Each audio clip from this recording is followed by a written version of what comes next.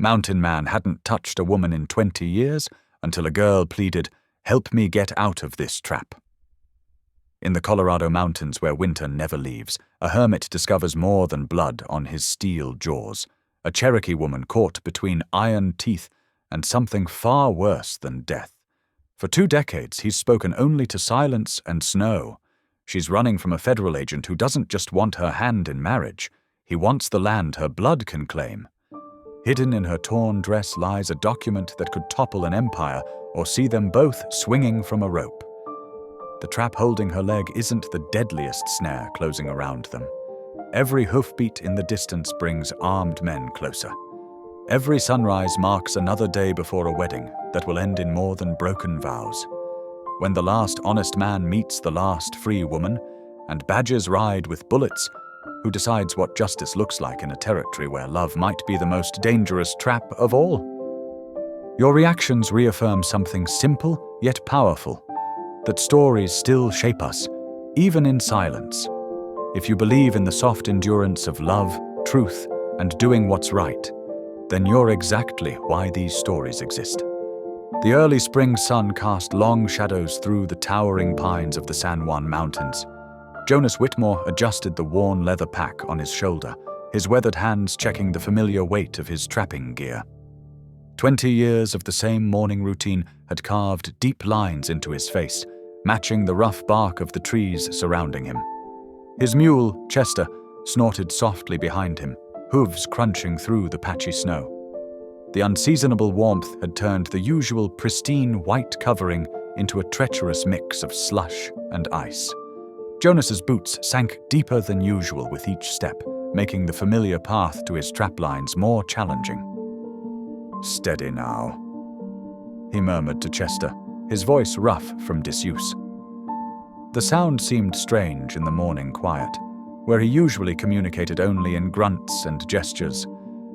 Speaking full sentences felt foreign after so many years of silence, broken only by occasional bartering with passing traders. As they approached Widow's Peak, where his furthest traps lay, something changed in the mountain air. The wind carried an unfamiliar sound, faint, desperate, human. Jonas froze, his hand instinctively gripping Chester's lead rope tighter. "Help, please!" The voice was weak, feminine, drifting between the pines like a ghost.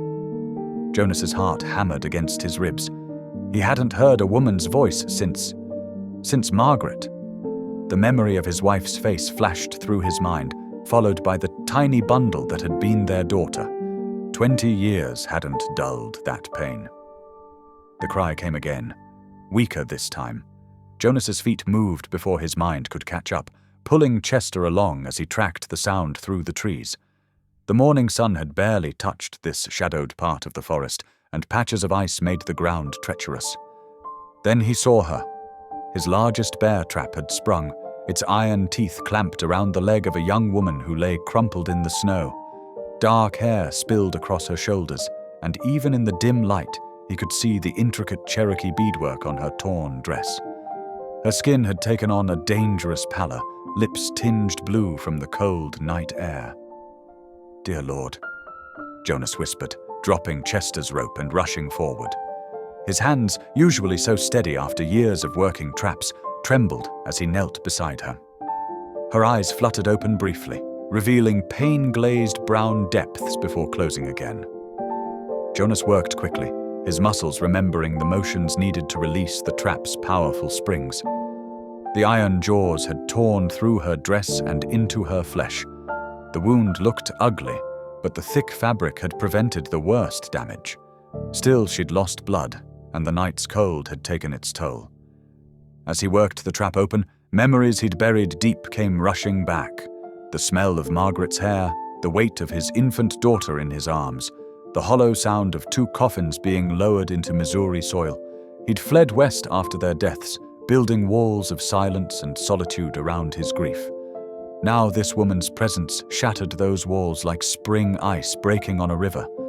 The trap finally released its grip. The woman moaned softly as Jonas gently examined her leg. The wound needed cleaning and binding, and she showed clear signs of exposure. His cabin was the only shelter for miles. "Miss," he said, his voice cracking. "Can you hear me?"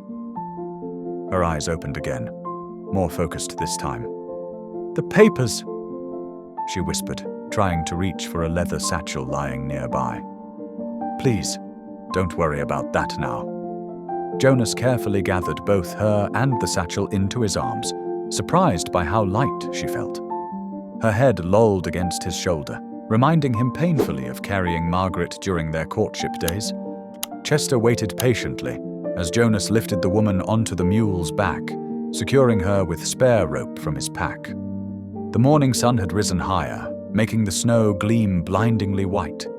Jonas took Chester's lead rope, guiding them carefully back toward his cabin. With each step, Jonas felt the weight of his solitude crumbling. This woman needed help, immediate care that only he could provide. The thought terrified him more than any mountain lion or bear he'd faced. Human connection meant pain. He'd learned that lesson well 20 years ago. But as the woman shivered against Chester's warm flanks, Jonas knew he couldn't turn away. Something about her presence, about the delicate beadwork on her dress, and the quiet strength in her face demanded more from him than his carefully constructed isolation could give. His cabin waited ahead, smoke still rising from the morning's fire. For the first time in 20 years, Jonas Whitmore would have to open his door to more than just the mountain wind and his own lonely thoughts. Jonas cradled the unconscious woman against his chest as he navigated the treacherous mountain path. Chester followed close behind, the mule's steady hooves finding purchase where even Jonas's experienced feet slipped on the spring-softened snow. The morning sun climbed higher, turning the snow into a blinding white mirror that made his eyes water. Every few minutes, the woman stirred, muttering soft phrases in Cherokee that reminded him of Margaret's grandmother. The familiar cadence of the language brought back memories of sitting in the old woman's cabin, watching her prepare healing poultices and listening to her stories. Jonas pushed the thoughts away, focusing instead on each careful step of the 2-hour journey back to his cabin. His arms ached from carrying her, but he didn't dare put her on Chester's back now. The terrain was too uncertain, the drops too steep.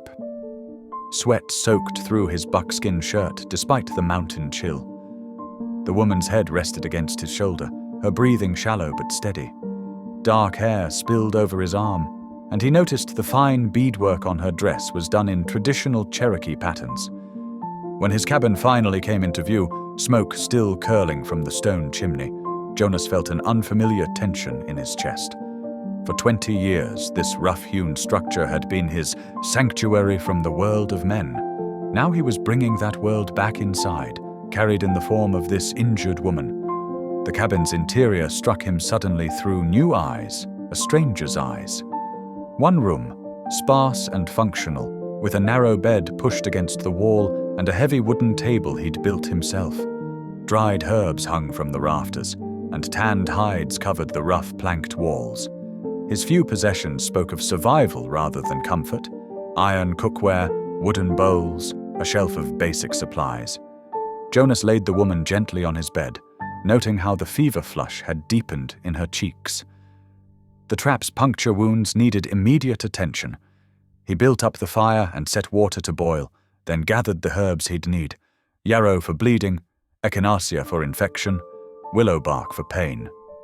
His hands remembered the motions of preparing poultices, though he hadn't done so since Margaret's time. The woman's eyes fluttered open as he began cleaning her wounds with the boiled water.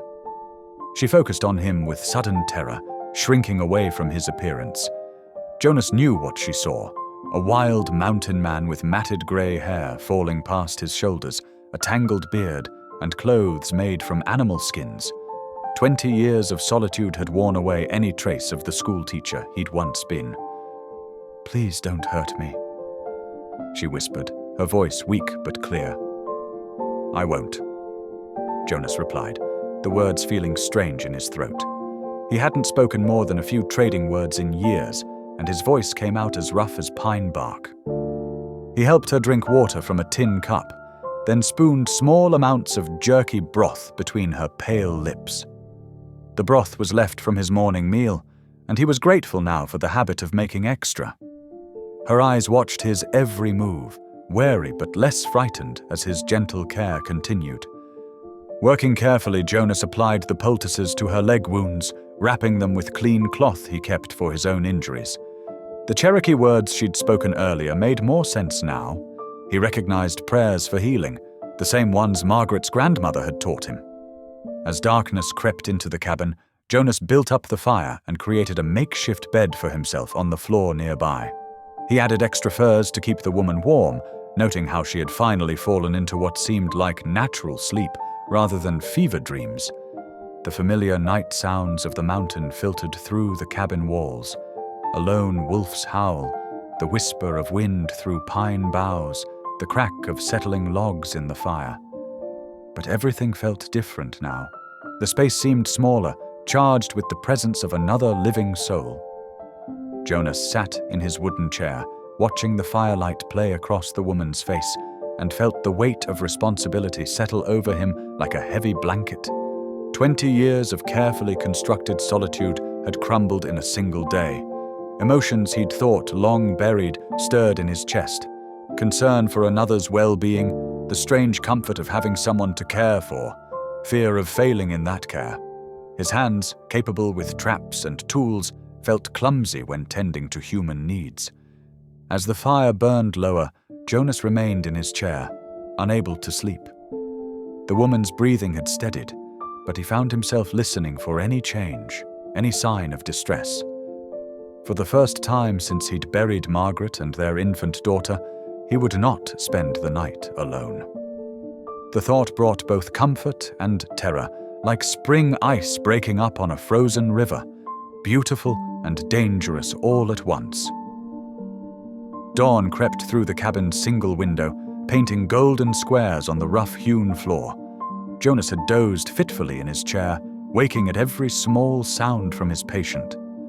Now he watched as Bethany stirred, her eyes opening with new clarity despite the pain still etched on her face. "Water?" he asked, already reaching for the tin cup. She nodded, pushing herself up slightly against the pillow. Her movements were careful but stronger than the day before.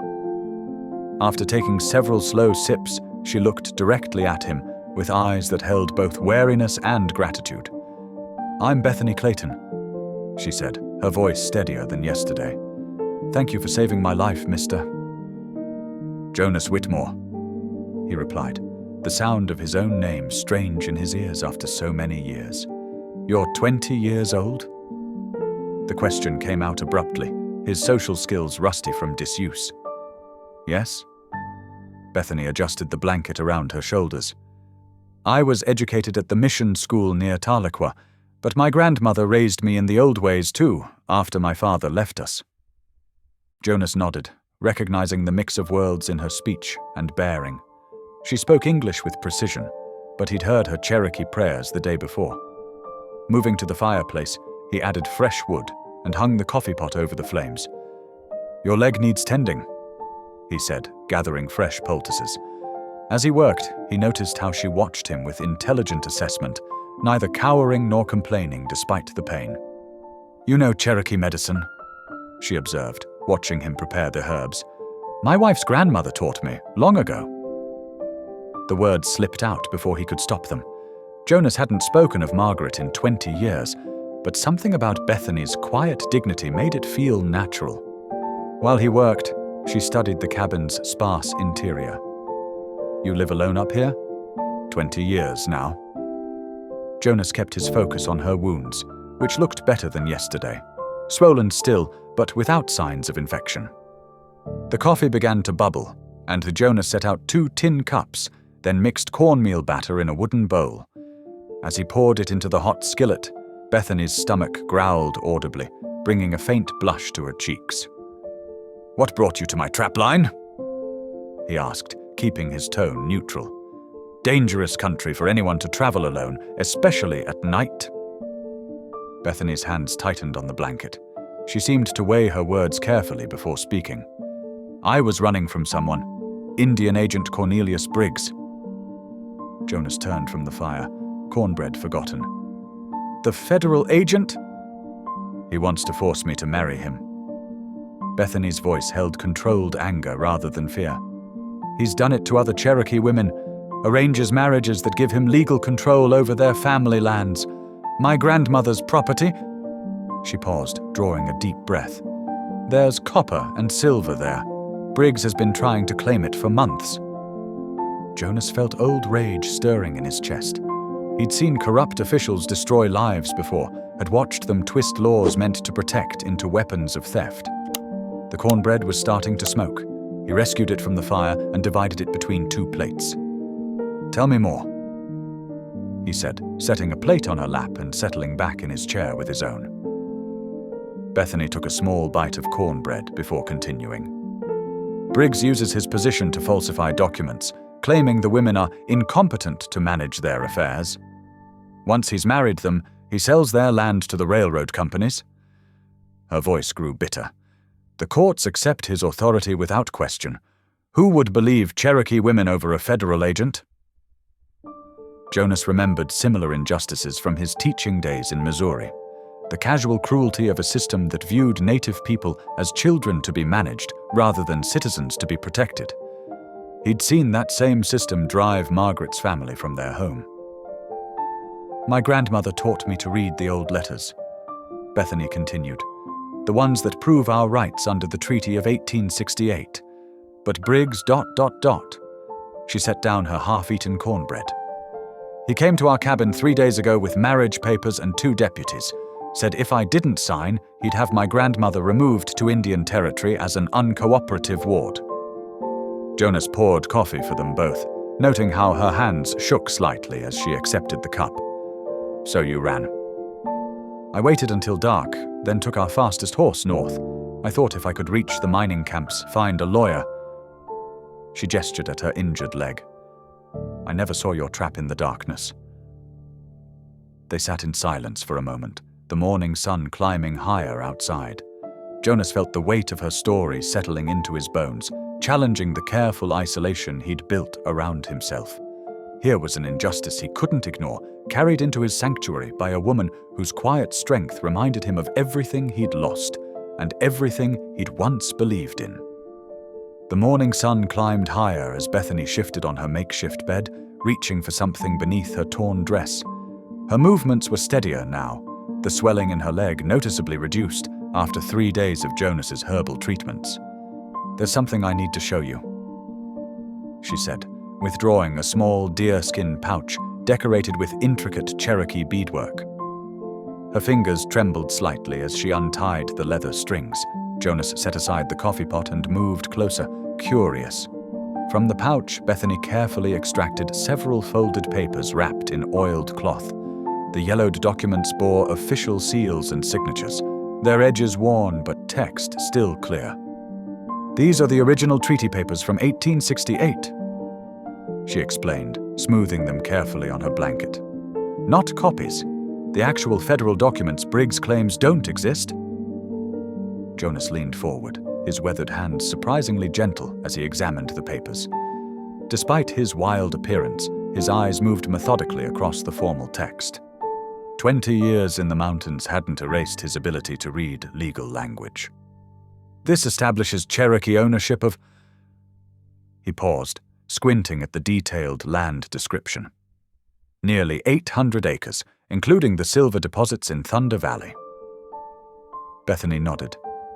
My grandmother kept these safe all these years. She knew someday we'd need proof. She touched the official seal with reverent fingers. The treaty guarantees our rights to the land and everything beneath it, but Briggs... He's selling the land to the railroad. Jonas finished, understanding dawning in his eyes. Using forced marriages to get control. He's done it to 3 other families already. Bethany's voice grew tight with anger. He declares the women incompetent to manage their affairs and arranges marriages that give him legal authority over their property. Then he sells the land to the railroad companies and pockets the money. Jonas studied the documents more closely, his jaw clenching. And he was planning to marry you. In 2 days' time. Bethany's hands twisted in the blanket. He had it all arranged. The ceremony, the papers transferring my rights to him as my guardian. When I refused, he threatened to have my grandmother removed to Indian territory. The morning light caught the silver in Jonas's unkempt hair as he shook his head slowly. "I've seen this before," he said quietly. "Back in Missouri. Before—" He trailed off, then seemed to force himself to continue. "Before I came to the mountains. My wife, Margaret, she was Cherokee too. Her family lost everything to men like Briggs." Bethany watched him carefully, sensing the deep pain behind his words. "What happened?" Jonas stared into the dying fire. "Cholera took Margaret and our baby girl 20 years ago. But before that, we watched her family's land stolen through legal means. Margaret's grandmother taught school, spoke 3 languages, but they still declared her incompetent and seized her property." His voice grew rough. "After I lost them, I just couldn't stay in that world anymore." Understanding passed between them, the shared knowledge of how justice could be twisted, how paper laws could destroy lives. The moment was broken by a sudden commotion outside. Jonas's mule began braying nervously, its hooves stamping against the packed earth. Jonas moved swiftly to the cabin's single window, his body tensing at what he saw. "Riders coming. 3 of them." Bethany struggled to sit up straighter, her face paling. "What do they look like?" "2 look like deputies, armed, wearing badges." Jonas's eyes narrowed. "Led by a man in a black coat, well-dressed." "Briggs," Bethany whispered, clutching the treaty papers to her chest. "He's found me." Jonas watched the riders approach, his mind racing. In 20 years, no one had discovered his cabin. He'd made sure of that. But now his sanctuary was about to be breached, forcing him to choose between the safety of isolation and the demands of justice. The riders drew closer, their horses' hooves crunching through spring snow. Through the window, Jonas could see the leader clearly now. A man who carried authority in his bearing, but whose eyes held something cold and calculating. The kind of man who used the law as a weapon against the defenseless. Bethany's hands shook as she rewrapped the precious documents. "Those papers are the only proof we have. If Briggs finds them—" Jonas turned from the window, his decision made. 2 decades of hiding from human contact had ended the moment he'd found Bethany in his trap. Now, facing the approach of corrupt authority, he felt something awakening in him, something he'd thought died with Margaret and their child 20 years ago. The riders were almost at his cabin door. Jonas heard heavy boots on his cabin's wooden steps. 3 sharp knocks rattled the door. "Federal Indian agent, open up!" The voice carried authority and impatience. Jonas glanced at Bethany, who had already begun lifting the loose floorboard near the fireplace. She tucked the treaty documents into the space beneath, her movements quick but silent. Jonas waited until she had replaced the board before moving to the door. He stepped outside, pulling the door nearly closed behind him. The thin man in the expensive black coat stood on his porch, flanked by 2 deputies with rifles and tin stars. The agent's eyes were the color of winter ice, set in a face that might have been handsome, if not for the cruel set of his mouth. "I am Agent Cornelius Briggs," the man announced, adjusting his leather gloves. "I'm searching for a ward of the federal government, a Cherokee woman who ran away from the agency 3 days ago. We have reason to believe she's in this area." Jonas kept his face neutral, though his heart hammered against his ribs. "Been alone up here 20 years, he said, his voice rough from disuse. "Don't get visitors." Briggs smiled, but the expression didn't reach his eyes. "Nevertheless, I have the authority to search these premises. Step aside." "She came to me injured," Jonas said, holding his ground. "Caught in one of my traps." "Ah." Briggs shared a knowing look with his deputies. Indian women are prone to hysteria and false claims. They often invent stories to justify their improper behavior. She belongs at the agency, where she can be properly supervised. The cabin door creaked open behind Jonas. Bethany emerged, standing straight despite her injured leg. She wore Jonas's old blanket like a shawl, her chin lifted in quiet defiance. Briggs's demeanor shifted instantly, becoming almost grotesquely paternal. "My dear Bethany," he said, spreading his arms, "we've been so worried. Come along now. Your wedding preparations are waiting." "I won't marry you," Bethany said clearly. "I won't let you steal my grandmother's land." Jonas felt her move closer to him, seeking protection. The touch of her shoulder against his arm awakened something fierce inside him, something he hadn't felt since Margaret died.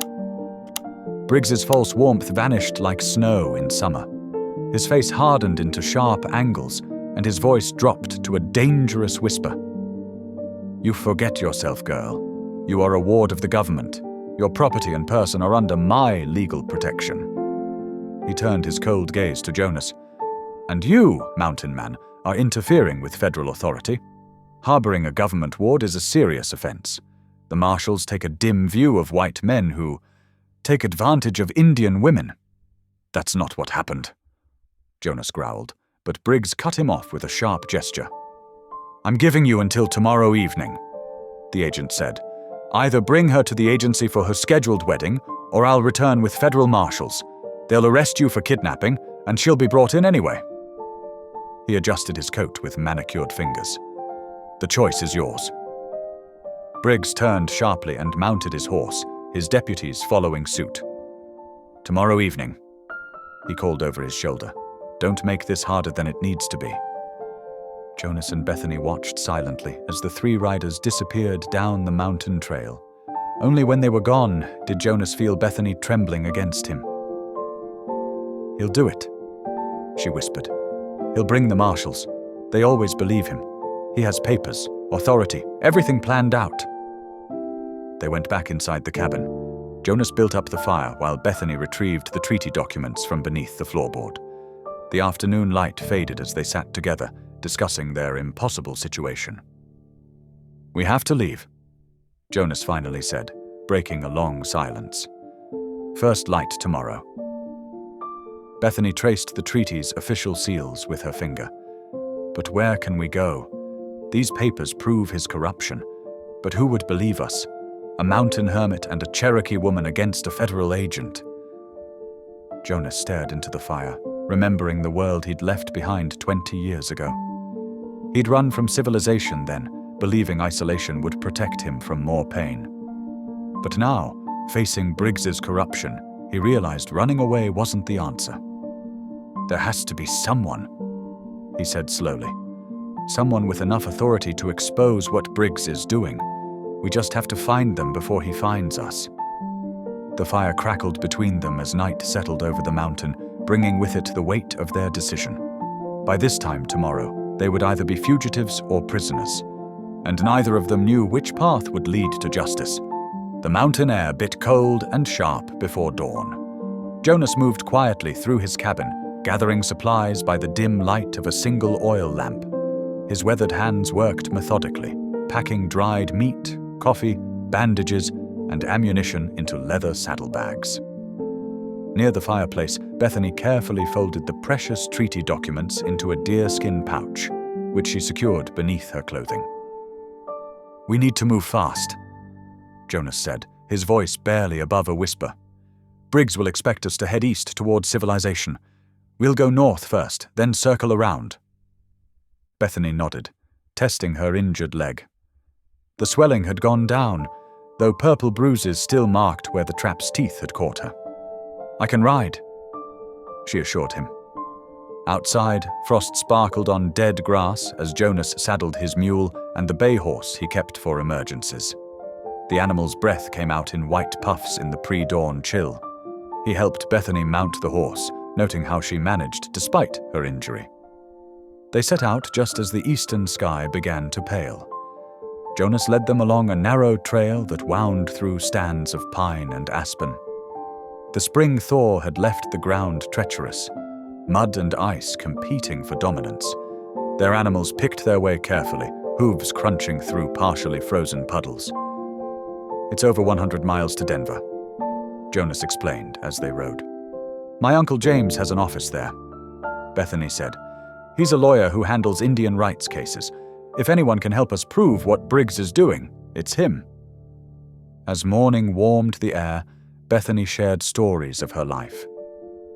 "My grandmother taught me that everything in nature has purpose," she said, gesturing to the mountainside around them.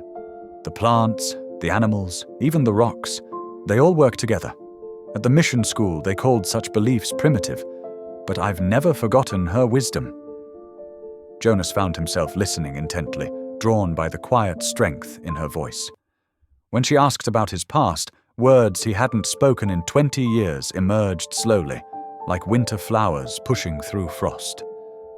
"Margaret, my wife, she learned Cherokee medicine from her grandmother too," he said. "She had such gentle hands when treating injuries, always said the healing came from understanding how all life connects." He fell silent, remembering Margaret's smile, the way she'd sung Cherokee lullabies to their infant daughter before the cholera took them both. By midday they had climbed to a high mountain pass. Jonas reined his mule to a stop, studying the valley below. His sharp eyes caught movement in the distance, riders, at least 6 of them, following their trail. "Briggs," he said grimly. "He's brought more men than I expected." Bethany's face tightened with worry. "Can we outrun them?" Jonas shook his head. "Not on this trail, but I know these mountains better than any lowland marshal. There's another way, through the old hunting grounds. It's dangerous territory, unmarked on any map. Adds 3, maybe 4 days to our journey, but Briggs won't follow us there." "Why not?" "Because only a fool or a desperate man would try it this time of year. The spring melt makes the ground unstable, and there's still deep snow in the shadows." He looked at her seriously. "It's your choice. We can try to outrun them on the main trail, or risk the wilderness route." Bethany straightened in her saddle. "I trust you, Jonas. Show me the way." They turned off the main trail, following a barely visible game path that curved northwest into untamed country. The going was slow and treacherous. Twice they had to backtrack when mudslides blocked their path. By late afternoon, clouds had rolled in, bringing a cold drizzle that soaked through their clothes. As dusk approached, Jonas led them into a hidden canyon he remembered from his trapping days. A shallow cave offered shelter from the weather, and a small spring provided fresh water. He helped Bethany dismount, noting how she tried to hide her exhaustion. While she tended to the horses, Jonas built a small fire, keeping the flames low to minimize smoke. They ate a simple meal of jerky and hard biscuits, huddled close to the warmth. "Thank you," Bethany said softly, "for risking everything to help me." Jonas looked at her in the firelight, her quiet dignity, the strength behind her gentle eyes. Something stirred in his heart, an emotion he'd thought long dead. It was more than just the protective instinct that had first moved him to help her. This feeling ran deeper, warming places in his soul that had been frozen for 20 years. He turned away, unsure how to respond. But in the silence of the hidden canyon, with danger pressing close on all sides, Jonas realized his life had changed irrevocably. He could never return to his solitary existence, not now that Bethany had awakened his heart. Dark clouds rolled across the mountain peaks, bringing the threat of heavy spring rain. Jonas studied the threatening sky with concern, his experienced eyes reading the weather signs. "There's a storm coming," he said, turning to Bethany. "A bad one. We need shelter soon." As if nature heard his words, the first fat drops began to fall. Thunder rumbled in the distance, and their horses shifted nervously. Jonas led them along a narrow trail, searching the rocky slopes until he spotted what he was looking for, a crude log structure tucked against the mountainside. "An old prospector's cabin," he explained, helping Bethany dismount. "Been abandoned for years, but it's solid enough." They hurried the animals under a lean-to beside the cabin just as the sky opened up.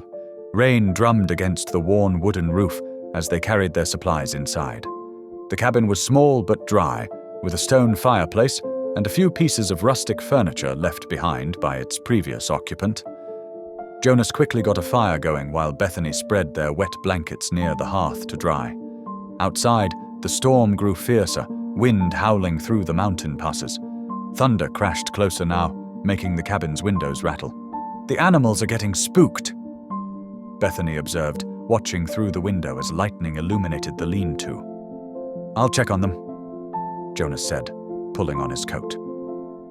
Despite the downpour, he spent several minutes with the horses and mule, speaking softly to them, adjusting their blankets, making sure they were comfortable. Bethany watched him work, noting the gentle way he handled the animals.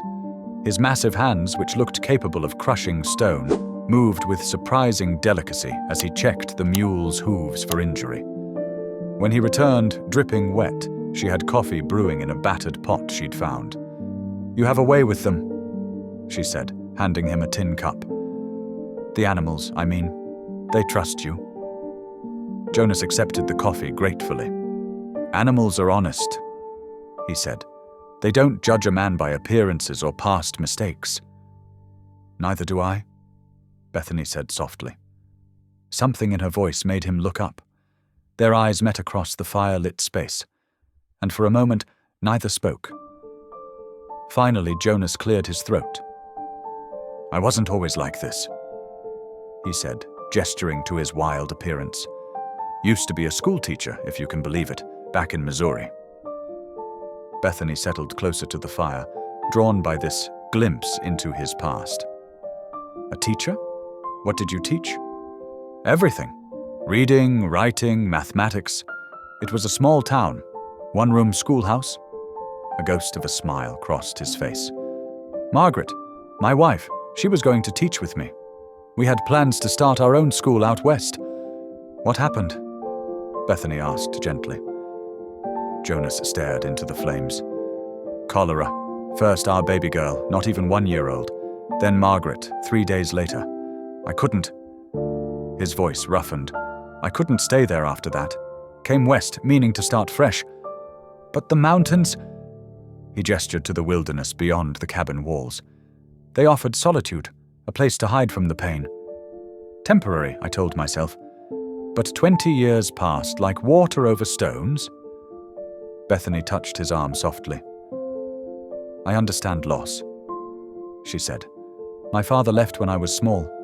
My grandmother raised me in the old ways, teaching me Cherokee medicine, our stories, our connection to the land. When she died last winter, Briggs started his pressure immediately, said a half-breed girl couldn't manage valuable property alone." Thunder cracked overhead, making them both jump. Jonas added wood to the fire, watching the flames leap higher. "You're stronger than he knows," he said quietly. "So are you," Bethany replied. "Stronger than your grief." Their eyes met again, and this time neither looked away. Something powerful and unspoken passed between them, a recognition of kindred spirits, of hearts beginning to heal. Jonas felt an overwhelming urge to reach for her hand, to draw her close. But fear held him back, fear for her safety, fear of his own long-buried emotions. Bethany felt it too, this growing warmth that had nothing to do with the fire. But the danger pursuing them made such feelings seem impossible, a luxury they couldn't afford. They passed the night in comfortable silence, each lost in their own thoughts while the storm raged outside. When dawn finally broke, it brought clear skies and a devastating discovery. Jonas spotted it first, multiple threads of smoke rising from the valley below. He counted at least 6 campfires, spread out in a deliberate pattern. "Briggs," he said grimly. "He's brought in more men. They're searching every trail, every possible route to Denver." Bethany joined him at the window, her face pale but determined. "How many do you think?" "Could be 15, 20 men. He's not leaving anything to chance." Jonas's jaw tightened. "He means to find us, no matter what it takes." The mountain trail wound down into a sheltered valley, where small farms and wooden houses nestled among the trees. Smoke rose from several chimneys, and the sound of children's laughter drifted up to them. Bethany straightened in her saddle, her eyes brightening with recognition. "These are my mother's people," she said softly. "Some of the families who refused to leave when the government tried to relocate them." Jonas noticed the careful arrangement of the buildings, hidden from casual view but positioned to watch all approaches. Will they help us? They're my clan, my extended family. Bethany led them down the trail, calling out a greeting in Cherokee that echoed across the valley. People emerged from the houses, and soon they were surrounded by curious faces. An elderly woman rushed forward, embracing Bethany with tears of joy. Rapid conversations in Cherokee followed, with Bethany explaining their situation.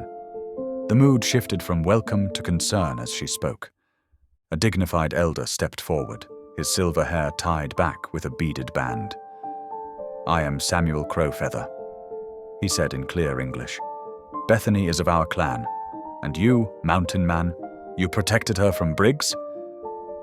Jonas nodded. "She was caught in my trap. I couldn't leave her to that snake's mercy." Samuel studied him carefully. "You speak plainly. Good. Come inside, both of you. We have much to discuss." Inside Samuel's home, Bethany carefully unwrapped the treaty documents. The elder examined them with reverent care, running his fingers over the official seals and signatures. His face grew grave. "These are genuine," he confirmed. "The same type Briggs claimed were destroyed in a fire last year, documents that protected 3 other families' lands."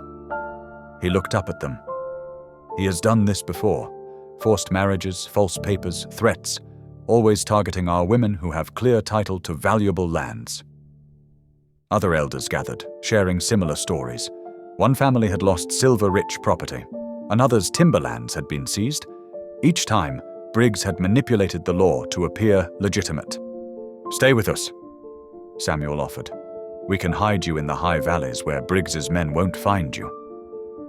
Bethany shook her head firmly. "We must reach Denver. These documents prove his corruption. With my uncle's help, we can stop him legally, not just for me, but for everyone he's wronged." Samuel nodded slowly. "You speak wisdom beyond your years, child." He rose and went to a wooden chest, withdrawing paper and ink. "I will write to friends in Denver. Good men who remember the old treaties and still believe in justice. They will help you if you can reach them." As he wrote, there was a commotion outside. A young Cherokee rider galloped into the village, speaking urgently to the gathered people. Samuel's face darkened as he listened. "Briggs has gone to Fort Carson," he translated for Jonas. "He's convinced the commander that you are a dangerous outlaw who kidnapped Bethany. Federal troops are joining the search." Jonas's jaw tightened. "How many?" "2 cavalry patrols. They're spreading out from the fort now." Bethany clutched the documents tighter. "We have to leave, immediately." Samuel quickly finished his letter, sealing it carefully. "Take this to Judge Morrison in Denver. He remembers the old promises." He led them to the village stables, where fresh horses were already being saddled. "These are our fastest mounts. They know the mountain trails." The community gathered to help them prepare, providing food, blankets, and ammunition. Women hugged Bethany, pressing small gifts into her hands. Men spoke quietly with Jonas, sharing information about army patrol patterns and hidden trails. "We will spread word of Briggs's true nature," Samuel promised. "But," he sighed heavily, "our voices carry little weight with authorities. The proof you carry is our best hope for justice." Night was falling as they prepared to leave. Samuel gripped Jonas's arm. "Protect her. She carries not just documents, but our people's future." Jonas met the elder's intense gaze. "With my life," he promised. They rode out as darkness settled over the valley, the sound of hoofbeats muffled by pine needles. Behind them, the Cherokee village disappeared into shadow, its people already spreading the word about Briggs's corruption through their own networks of communication.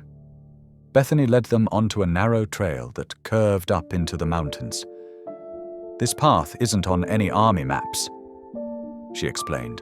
"My grandmother showed it to me years ago. It leads all the way to South Park if you know the markers." Jonas watched the valley fall away below them, knowing that somewhere out there, cavalry patrols were mobilizing. The odds against them had just multiplied dramatically. But looking at Bethany's determined face in the starlight, he felt a surge of fierce protectiveness. They would reach Denver, or die trying. The first rays of dawn painted Denver's skyline in shades of gold and purple as Jonas and Bethany rode wearily into the territorial capital.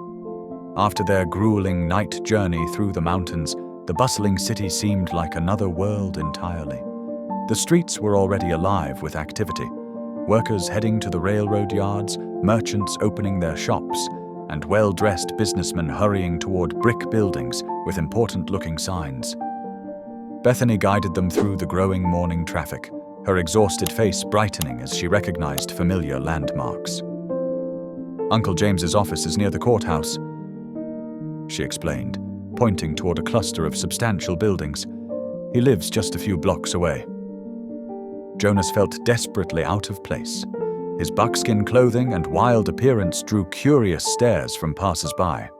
The clatter of wagon wheels on cobblestones, the sharp whistle of a locomotive, and the general din of civilization pressed in on him after so many years of mountain silence. They found James Clayton's law office, a well-maintained brick building with polished windows and a brass nameplate. But when Bethany knocked, a clerk directed them to Clayton's home instead. "He's working there this morning," the young man explained, giving them careful directions. The lawyer's residence proved to be a handsome two-story house with a neat garden and wide porch. As they approached, the front door opened and a man stepped out, tall and distinguished-looking, with silver threading his dark hair and kind eyes behind wire-rimmed spectacles. "Bethany?" His voice cracked with emotion as he rushed down the steps. "My God, child, we've been so worried." Bethany practically fell from her horse into her uncle's embrace, tears streaming down her face. "Uncle James," she sobbed. "We made it. We finally made it." Clayton held her tight, then looked up at Jonas with grateful eyes. "And you must be the mountain man who helped her escape. Please, both of you come inside. You look exhausted." The interior of Clayton's home was warm and welcoming, with comfortable furniture and walls lined with books. His housekeeper quickly brought coffee and a hot breakfast while they shared their story. Clayton listened intently, his expression growing darker as Bethany described Briggs's attempts to force her into marriage. "The man's corruption goes deeper than you know," Clayton said grimly. "I've been gathering evidence for months, but nothing concrete enough to act on. Other Cherokee families have reported similar tactics: forced marriages, falsified documents, mysterious fires that destroy land records." Bethany carefully withdrew the treaty documents from their hiding place in her clothing. "These might help, Uncle. They're the originals Briggs claimed were destroyed." Clayton's hands trembled slightly as he examined the papers. His eyes widened as he studied the signatures and seals. "These are absolutely authentic," he breathed, "and they prove beyond doubt that your grandmother's land, and by extension, your inheritance, is protected by federal treaty." He looked up with fierce satisfaction. "This is exactly what we needed. Briggs can't claim these are copies or forgeries." He spread the documents carefully on his desk, making detailed notes. "I'll begin preparing legal briefs immediately, and I'm sending telegrams to contacts in Washington, men I trust in the Interior Department who've been suspicious of Briggs for years." Jonas watched Bethany's shoulders relax for the first time in days.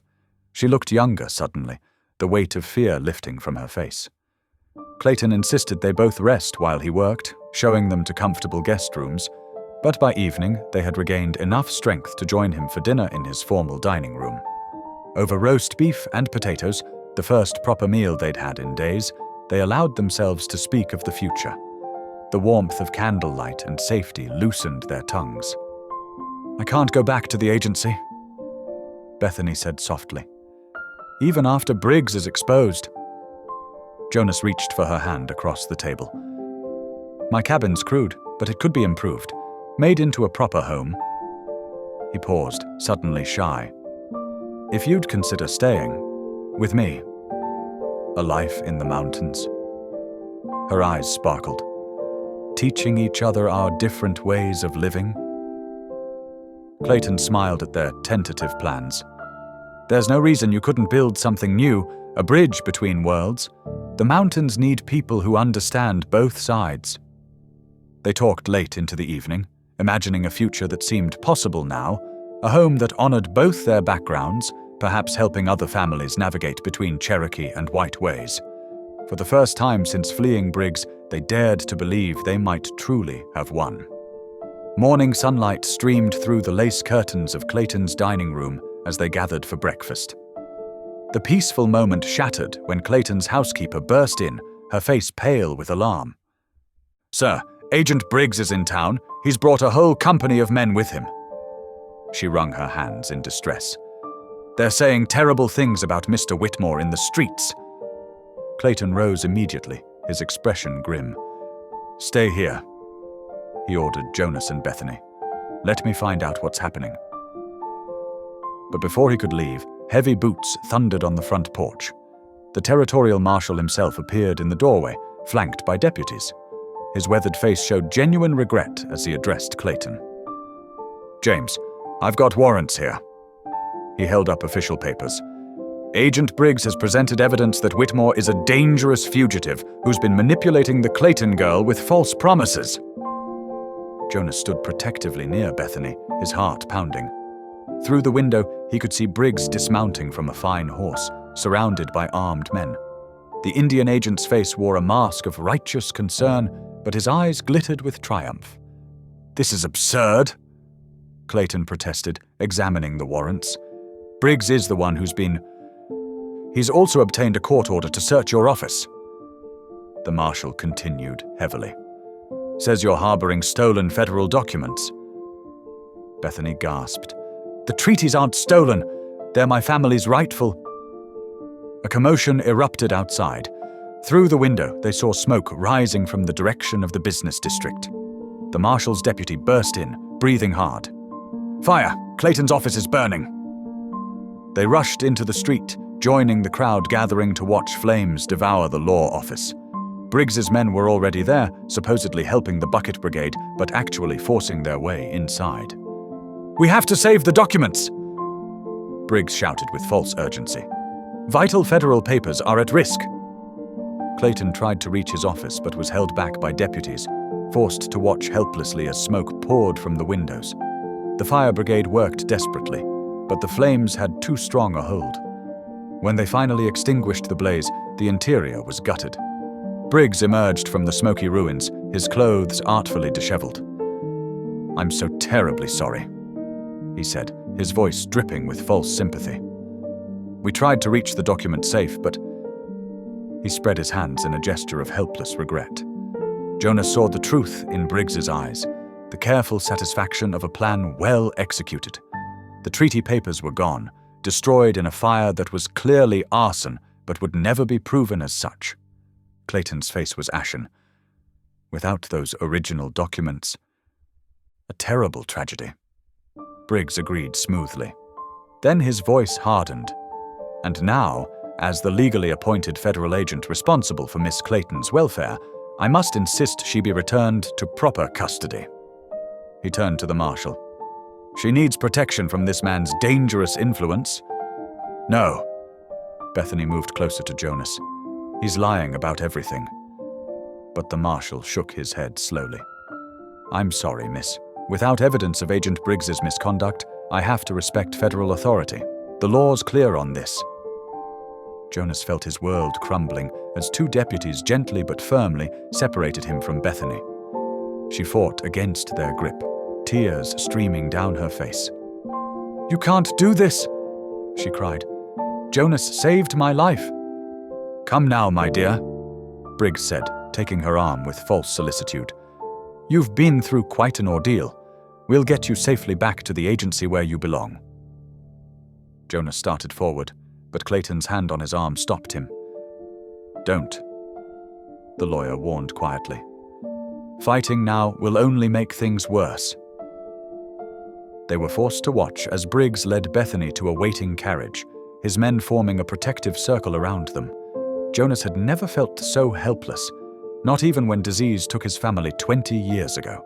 This time he was watching evil triumph in broad daylight, wrapped in the cloak of law and authority. The marshal approached them, genuine regret in his eyes. "I'm sorry, James. My hands are tied without proof of wrongdoing. Briggs has federal backing and a spotless record. All I've got is your word against his." Clayton's voice was bitter. He planned this perfectly. The fire destroyed any evidence we had against him. Jonas watched the carriage disappear down the street, taking Bethany back to the very danger she had fled. Their brief victory had turned to ashes in the morning light, scattered by the same corrupt power they had hoped to expose. The evening sun cast long shadows across Denver's streets as James Clayton paced his study, surrounded by law books and territorial statutes. Jonas sat nearby, his weathered hands clenched into fists of frustration. The grandfather clock ticked away precious minutes while they searched for legal solutions. Shouts erupted from the saloon across the street. The sound of breaking glass and angry voices drew Clayton to the window. "Another brawl," he muttered, shaking his head at the crowd gathering to watch the fight. Neither man realized the commotion was carefully orchestrated. While their attention focused on the street theater below, shadows moved through Clayton's back garden. By the time the staged fight dispersed, Bethany was gone from her upstairs room. Martha, Clayton's housekeeper, discovered the empty bedroom 30 minutes later. "Miss Bethany!" she called, rushing down the stairs. "She's not in her room, not anywhere in the house." Jonas bolted up the stairs, taking them two at a time. The bedroom window stood open, curtains stirring in the evening breeze. On the floor lay Bethany's shawl, dropped in what must have been a struggle. "Briggs," Jonas growled, his voice thick with rage. This was all a distraction. Clayton sent runners to alert the territorial marshal, while Jonas saddled his horse. But by the time they reached the federal agency compound outside Denver, Briggs had already established his version of events. The compound sat behind high wooden walls, armed guards posted at every corner. Briggs met them at the gate, immaculate in his black coat despite the late hour. "Miss Clayton has finally seen reason," he announced with practiced concern. "She's accepted that marriage is the best protection for her interests." "That's a lie," Jonas snarled, but Briggs merely smiled. "I have witnesses." He gestured to 3 of his men, who stepped forward. These gentlemen saw Miss Clayton leave voluntarily, expressing regret for her earlier confusion. Jonas moved toward the gate, but Briggs's next words stopped him cold. "I should warn you, Mr. Whitmore, any attempt to assault a federal facility will be treated as an act of terrorism. The penalty is hanging." His eyes glittered with malice. "We wouldn't want that, would we?" The territorial marshal arrived, summoned by Clayton's urgent message. But even he seemed powerless before Briggs's federal authority. "I'm sorry," the marshal said, genuine regret in his voice. "Without evidence of wrongdoing, I can't interfere with a federal agent's custody of his legal ward." Jonas spent the night pacing Clayton's study, tortured by memories of losing Margaret 20 years ago. Now history seemed determined to repeat itself with Bethany. Every hour that passed brought her closer to a forced marriage that would steal not just her freedom, but her ancestral lands as well. Clayton worked through the night, sending urgent telegrams to Washington and filing emergency legal petitions. But when morning came, his face was grim. "Briggs isn't waiting," he reported, holding a newly arrived message. "He's performing the marriage ceremony tonight. Once it's done, any legal challenge becomes nearly impossible." Jonas stared out the window at the federal compound visible in the distance. Everything they'd fought for was slipping away. Bethany's trust in him, her courage in fleeing Briggs, the love that had grown between them during their desperate journey, all of it would be crushed under the weight of corrupt authority. "He's won," Clayton said heavily. "The bureaucracy moves too slowly. By the time we could get a federal investigation—" "No." Jonas turned from the window, his eyes hard with determination. The mountain man's wild spirit that 20 years of isolation had forged rose to the surface. "He's won only if we accept defeat." "Jonas, you heard him. If you try anything, they'll hang you as an outlaw." "Then I die trying." Jonas's voice was quiet but firm. I lost one woman I loved to forces I couldn't fight. I won't lose another to a man like Briggs." Clayton studied him for a long moment. "You really love her, don't you?" "Enough to risk everything." The lawyer nodded slowly. "Then we'd better figure out a plan that doesn't end with you on the gallows, because Bethany's going to need both of us to survive whatever comes next." The morning sun climbed higher, marking the beginning of what would become the longest day of Jonas's life. Somewhere behind those compound walls, Bethany waited, either praying for rescue or already broken by Briggs's pressure. Jonas silently vowed she wouldn't face her fate alone. Dawn painted the Denver sky in shades of pink and gold when Samuel Crow Feather arrived at Clayton's office. The Cherokee elder's presence commanded immediate respect, his weathered face and dignified bearing drawing curious glances from passing city folk. Behind him stood 3 other tribal elders, each carrying ceremonial bundles wrapped in deer skin. Jonas and Clayton rose to greet them, surprised by their unexpected appearance. Samuel's dark eyes held a glimmer of hope that had been absent from the room just moments before. "We have traveled through the night," Samuel said, his voice carrying the weight of generations. "When word reached us of Briggs's actions, we knew it was time to reveal what Bethany's grandmother prepared for exactly this moment." The elder carefully unwrapped one of the deerskin bundles, revealing several intricately carved wooden sticks, each about the length of a man's forearm. Symbols had been meticulously carved into their surfaces, following precise patterns. "Prayer sticks," Clayton breathed, recognizing the sacred objects but not understanding their significance. Samuel nodded. "But these are not ordinary prayer sticks. Bethany's grandmother was wise. She knew Briggs and men like him would try to steal their land, so she taught Bethany our ways of preserving knowledge." He traced the carved symbols with reverent fingers. These contain the entire treaty, written in Cherokee syllabary. Every word, every promise, every boundary line, preserved in a language Briggs cannot read or understand. Clayton leaned forward, excitement building in his legal mind. "And you can translate these? Prove they match the original documents?" "Better than that," Samuel said.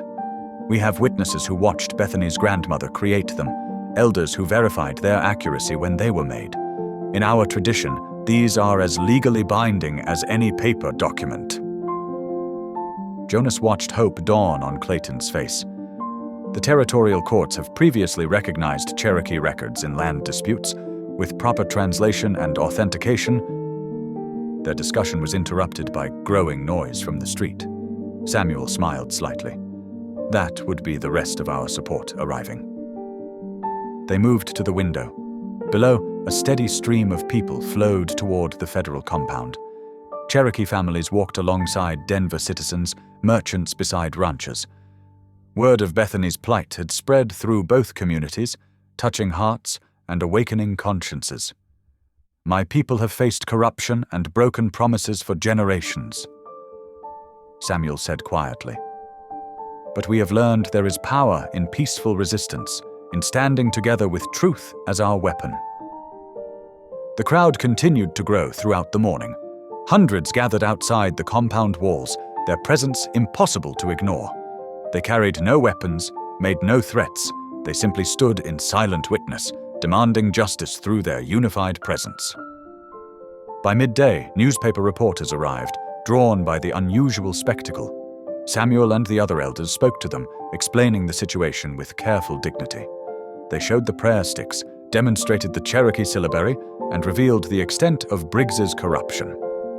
The territorial governor's office could not ignore the growing publicity. Shortly after noon, a messenger arrived at Clayton's office with an official notice.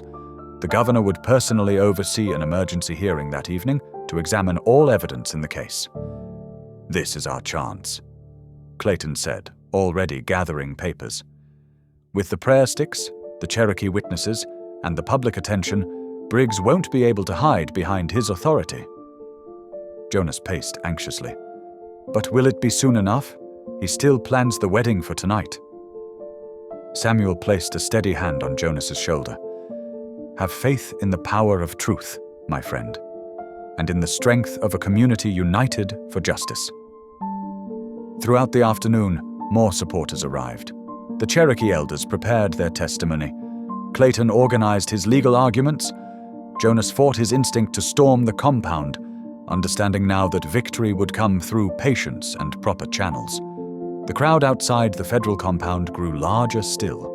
Their silent vigil spoke volumes about the power of peaceful resistance. Inside those walls, Briggs faced a force he had never expected, the combined will of two communities standing together against corruption.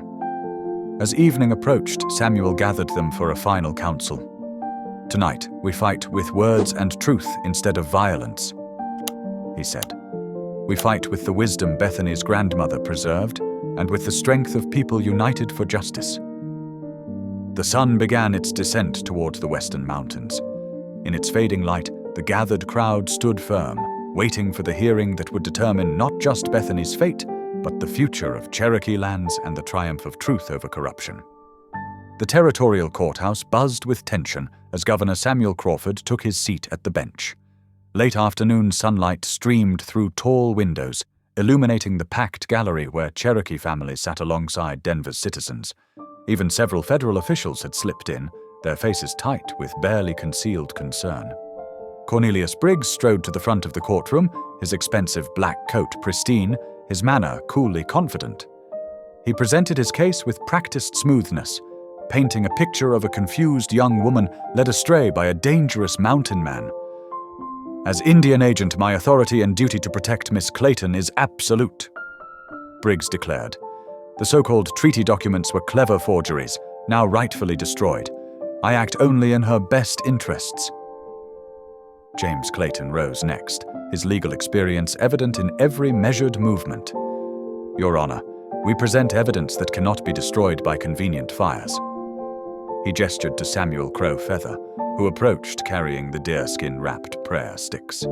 Samuel unwrapped the carved wooden objects with ceremonial care.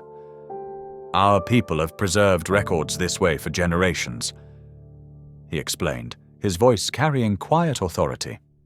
"Bethany's grandmother encoded the entire 1868 treaty here using Cherokee syllabary."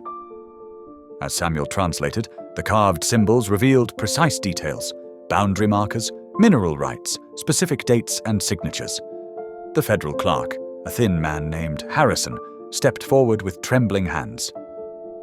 "Your Honor," Harrison said, producing a leather portfolio.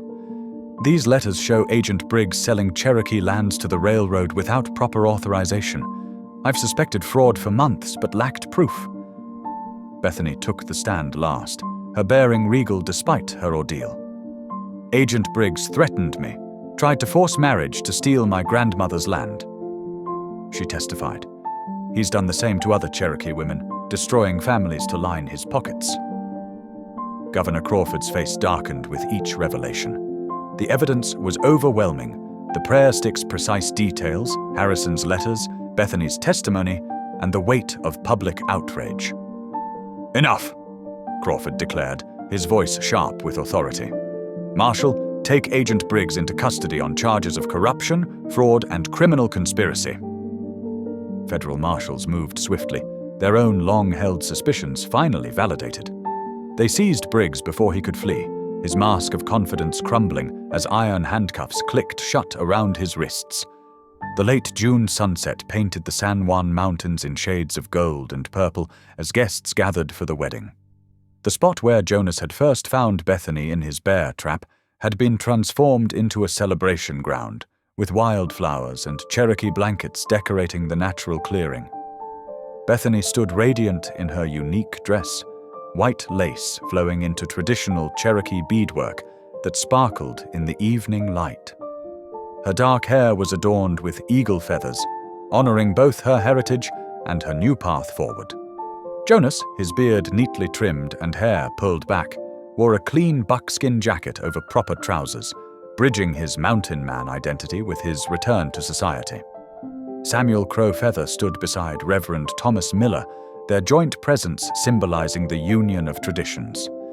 Cherokee drums echoed softly through the pines as the ceremony began, blending with familiar Christian hymns sung in both English and Cherokee. James Clayton watched proudly from the front row, surrounded by a mix of Cherokee families and Denver's finest citizens. News had spread of Briggs's 20-year federal prison sentence and how the territorial courts had voided his illegal land sales, restoring Cherokee properties to their rightful owners. The trading post Jonas and Bethany had established gleamed with fresh-cut timber at the base of the mountain, its door open to all who passed. Inside, one room had been converted into a schoolhouse where Bethany already taught a dozen children, both Cherokee and settler, to read in 2 languages. Jonas's reputation as an honest guide had grown, his knowledge helping legitimate prospectors and traders navigate the mountains safely. As the ceremony concluded, the couple sealed their vows with both a kiss and the traditional Cherokee blessing. Celebrations continued into the evening, with dancing, feasting, and stories shared in multiple languages, the night air filled with laughter and music, replacing the lonely silence that had dominated these mountains for so long. Standing together at the edge of the firelight, Jonas and Bethany watched the last rays of sun disappear behind Widow's Peak.